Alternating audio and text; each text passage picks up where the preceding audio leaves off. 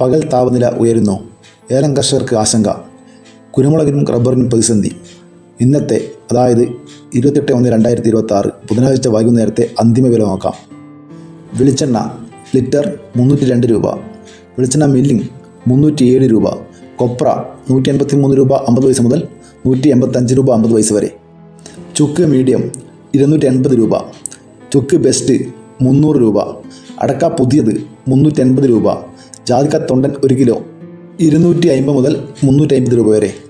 ജാതിക്ക തൊണ്ടില്ലാത്തത് 680 രൂപ വരെ. ജാതിപത്തി ചുവപ്പ് മഞ്ഞ 1400 മുതൽ 1700 രൂപ വരെ. ജാതി ഫ്ലവർ ചുവപ്പ് 1900 മുതൽ 2000 രൂപ വരെ.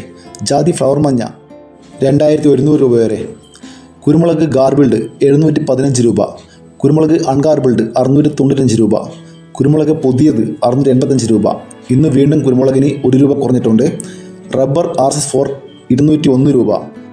RSS5 196 രൂപ. ഒട്ടുപാൽ 132 രൂപ. ലാറ്റസ് 129 രൂപ.